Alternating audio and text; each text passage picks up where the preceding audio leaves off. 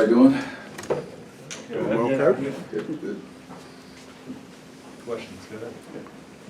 I got nothing, so. Have you been out recruiting all week, or have you spent Yeah. time with the team? I haven't seen most of the guys I haven't seen since Sunday. Yeah, I saw a couple of them that came by on Monday, and then I left and didn't get back till after midnight last night, so I haven't seen. I think I saw a couple of them Monday, just coming by the office, going by the locker room. We had Monday off, if I remember right, and Tuesday, Thursday, we did run and shoot. Wednesday was off, and then today. Were there any glaring components of film study from Virginia? Yeah, just not taking care of the ball early, the quality of our shots, and I think we rushed some of them. But defensively, we weren't nearly as good as we needed to be. I think that neither team offensively was very good, but I think their defense was a little better than our defense was. In the last two games, Ohio State closed 35-12. Virginia had that 16-3 run in the second half. Is there one or multiple common threads between both those runs? What went wrong with you guys? I don't know that there's a common thread, but it's a game of basketball. You're going to have a lot of weird runs. In both games, I think that we didn't handle the toughness, the pressure of a close game and being able to fight every possession. I think that we didn't handle that as well as I wanted to. And, you know, you have so many games that really every game, or excuse me, you have so many games that every possession is really important. And you got to fight through and guard every possession, get the best shot you can get every possession. And, I don't think we did either one of those. Coach, do you guys practice any at Carmichael this week? We're going to practice there tomorrow. That'll be our only day we'll practice there. What are some of your sentimental moments and memories of coaching in there? It was just a great place to coach. The enthusiasm, the noise, it was a tremendous home court advantage, which is what I liked. And you may have heard the story of when Coach Smith did the staff. He said, "Is there anything you guys want in this new building?" And my reaction was, "I want the closest seat in the Smith Center, to be just like the closest seat was in Carmichael." And he said, "We'll go measure." And so I did and came back and gave it to him. Supposedly that's what they did. So, but I just, it was just the enthusiasm, the noise factor, the attention from the crowd was just off the charts. You remember the last regular season game there? Was that state? Yes. Yeah. You remember Valdano made the last basket and made such a big deal out of it? Yeah, if I'd known that, I'd run over and block the sucker. Nobody knew he was going to do that, but I thought it was great for Jimmy. Is this something I that could you? block his shot. Yes. We were both old, but I was younger, I think, at that time. Is this something that you'd like to see continue maybe once a season, or? I don't know. I mean, you guys, there's so many things that go into it. You know, the season ticket holders and not getting games and, not getting in there necessarily. There's no simple answer to it. Clint and I talked about it for years about having a game in there, but, this building's used for a lot.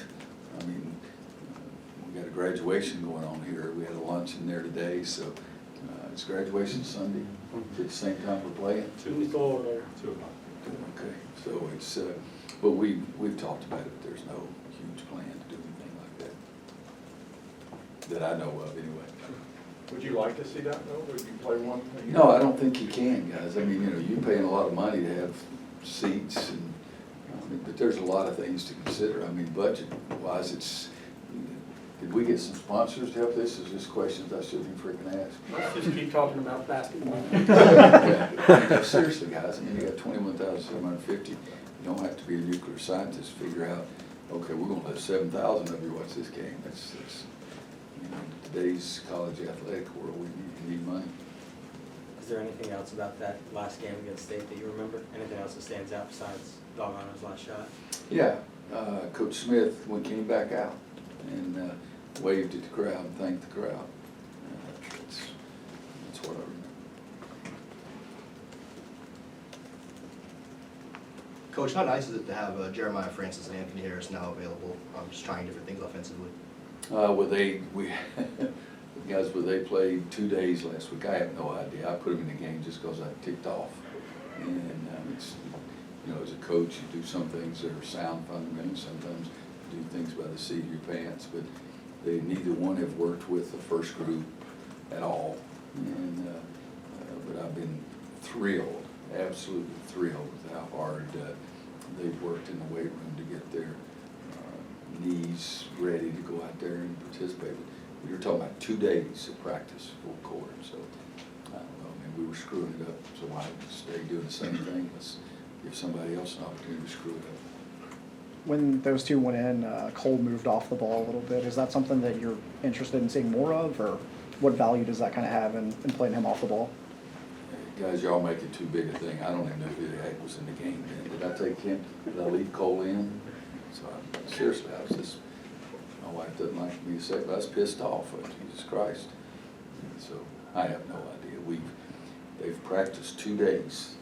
Okay, and it'd be like you practicing 2 days. I'd probably know how much talent you had, I guess. But it wouldn't be great, but seriously, 2 days. And in the 2 days that they went full court, and I'm just guessing here, they probably did 25% of the possessions. I mean, because for Jeremiah, for example, on the white team, it was Smith, parentheses, O'Hands, parentheses, there you go, Francis, so they got 1/3 of the possessions. So it was just trying to get, and then I did want to get them to see what it felt like in game action, but it's the kind of thing, things aren't going well, you know, usually I try to do something.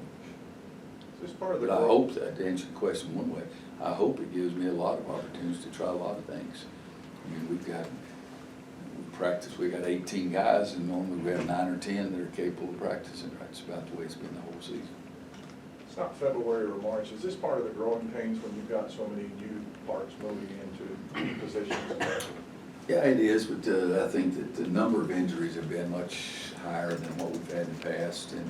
And then the other thing that, as I said earlier, I may even said it in the summer, is that I love playing a difficult schedule, and this one, really difficult schedules matched up with one of the most inexperienced teams we've had. And I don't like the fact that we've lost these games, but those guys on the other side have been pretty good too. But part of it is what you go through every year, yeah. You've been pretty open with your frustration level at times. Is there anything about this team that's really surprised you in a positive way, or that you really like about it, that just getting kind of overlooked because of all the gloom and doom? Yeah, you know, because they're really good kids, and I enjoy them. I enjoy practicing, but I think that I do have expectations, and if you're going to be successful, you need to play with a high level of intensity and a high level of efficiency. And I haven't been able to get them to either one of those. That's been frustration level. You know, now, yeah, everybody can say, well, you're not making a shot, but still, there's been a lot of frustration trying to get them, and that's harder if you get young guys. It's harder to do that with even old guys unless they've done it before. And Garrison's the only guy that has really stepped out there and done those kind of things. You know, we have B-Rob and Andrew and Leaky who've played some, but they've never been pushed out, and where win or loses depends on how they play.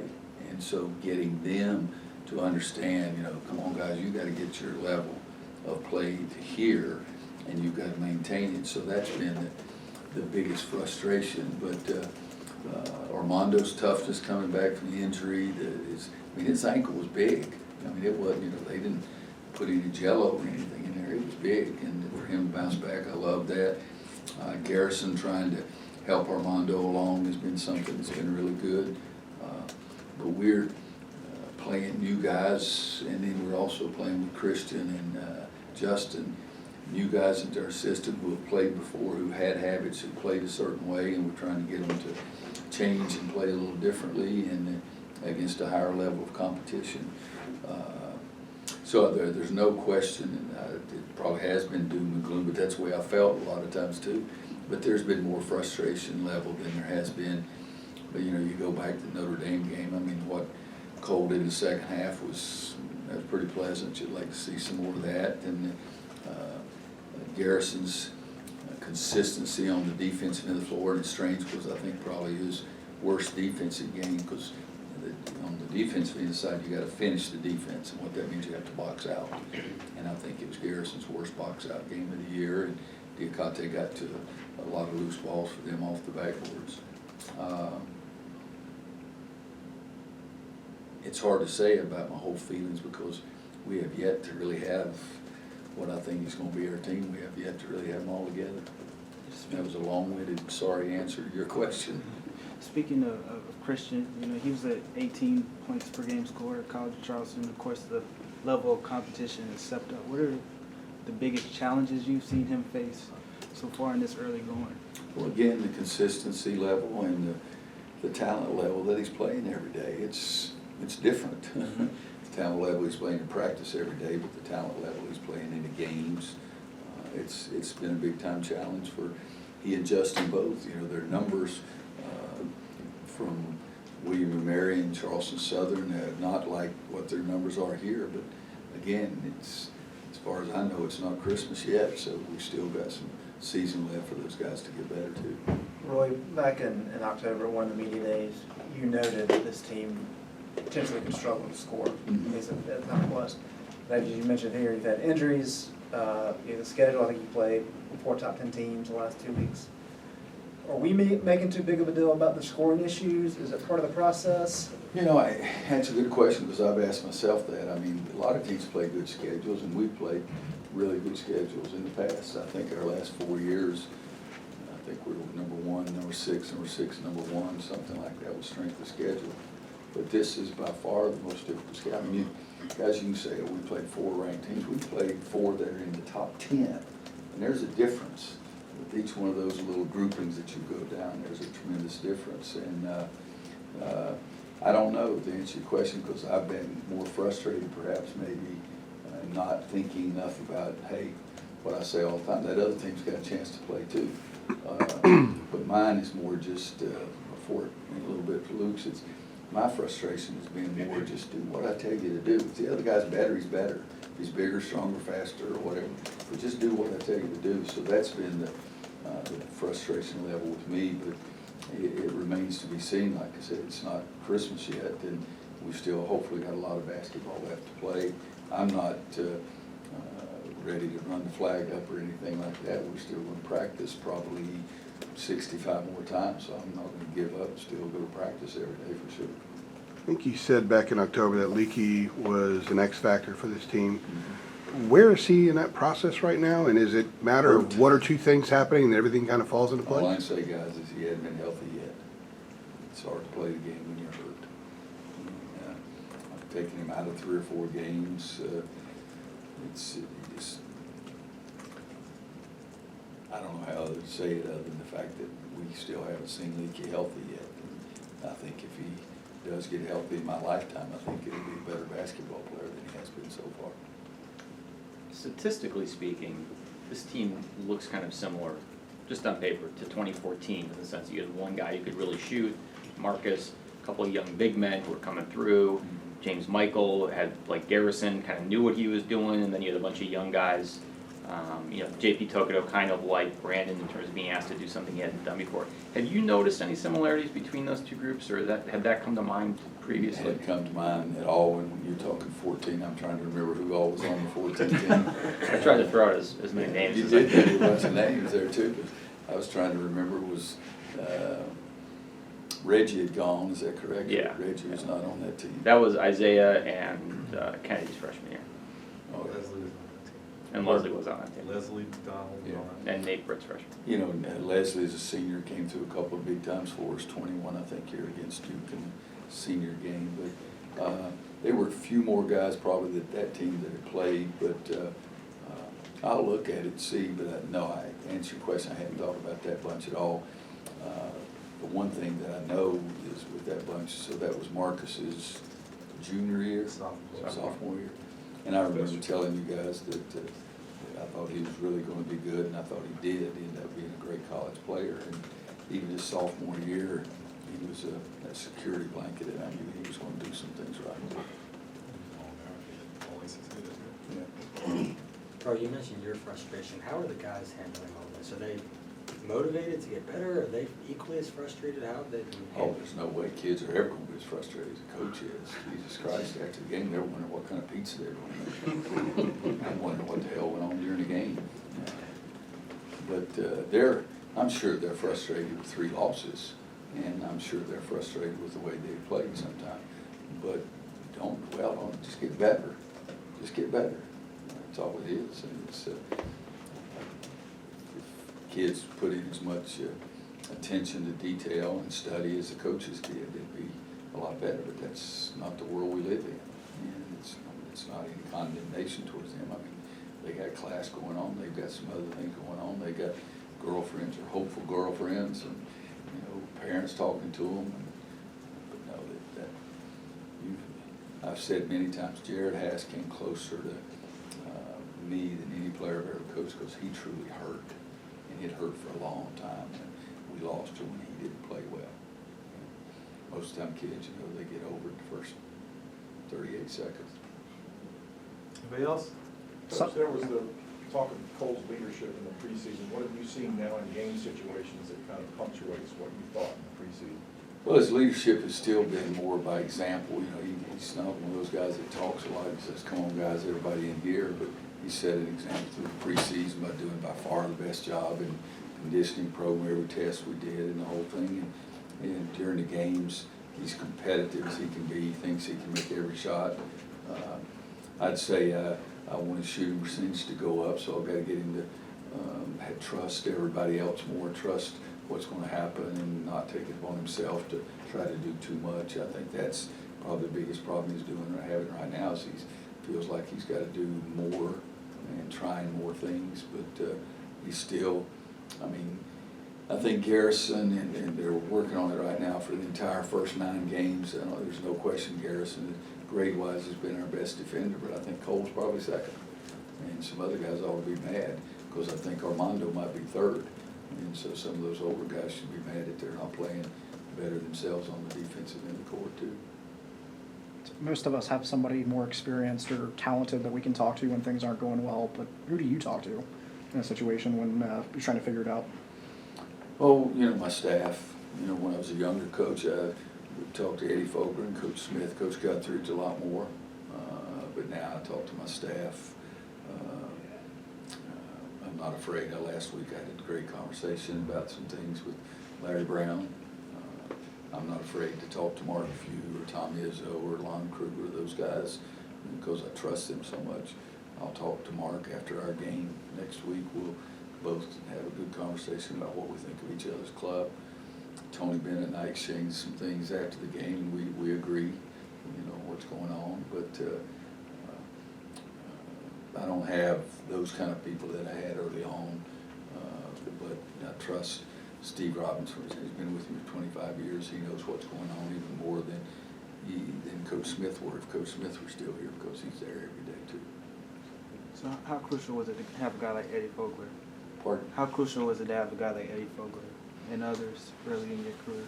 Well, Eddie taught me so much during the 8 years we were together. It was incredible, and I'm not a guy to, you know, call people and talk on the phone 100 times a year or anything like that, except prospects, and I don't even like calling them. Eddie's like a brother to me. Eddie and I talked basketball a couple of times and have this season. And Eddie's been to a couple of practices, but he's been great for me, one of my mentors, and shared so much with me, particularly during those 8 years. When you become a head coach, I mean, when Steve, for example, Steve Robinson was head coach, I mean, we'd talk, you know, once every 2 or 3 weeks. You know, you're busy. You don't just call a guy up and, what'd you have for dinner kind of thing. It's, if you have a question, if you have something, you call them, but they got problems and things of their own. You know, I've called CB, I've spoken to Jared, and, but I'm the worst guy in the world on the phone, guys, because I hate it. I'd rather get on an airplane, fly 5 hours, and go in and nod at you as you leave to go off the floor, because I can't see you play, and I had to get on the freaking phone one time. I mean, when you talk to kids nowadays, you know they're holding it like that because they're doing something with their hands, and so they're not paying attention to what crap you're saying. All right, thanks, everybody. We'll get Brandon Robinson in here momentarily.